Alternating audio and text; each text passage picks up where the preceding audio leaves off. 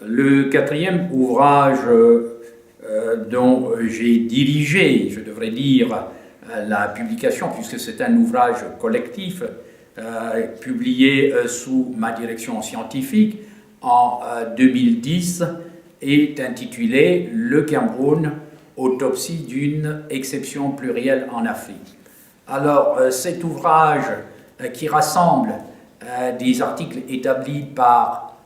13 enseignants-chercheurs de 3 universités camerounaises, l'université de Yaoundé 1, celle de Yaoundé 2 et l'université de Tchang, donc rassemble 13 contributions établies par ces 13 enseignants-chercheurs. Alors, l'ouvrage réunit des contributions sur les marques, marques de divers ordres, marques historiques, économiques, footballistiques, sociales, démographiques, politiques, que le Cameroun, ce pays d'Afrique centrale de 475 642 km² et de 20 millions d'habitants, marque qu'il s'est forgé au fil de temps et qui en font un pays particulier en Afrique. Le Cameroun est une sorte d'Afrique en miniature, vous voyez, qui s'étend sur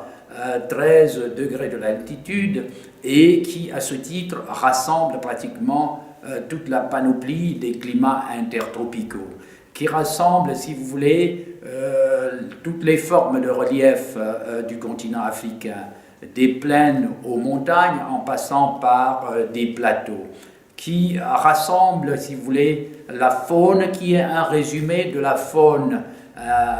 intertropicale africaine et qui, bien entendu aussi, sur le plan aquatique, rassemble évidemment toutes les réserves aquatiques du continent.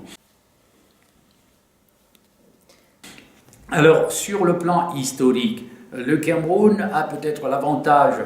d'avoir subi 3 colonisations, celle de l'Allemagne, puis celle de la France et de l'Angleterre ensuite. Et donc, le Cameroun a été mis très tôt en contact avec le monde extérieur.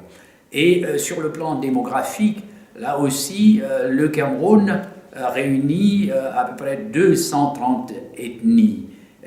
230 ethnies qui parlent chacune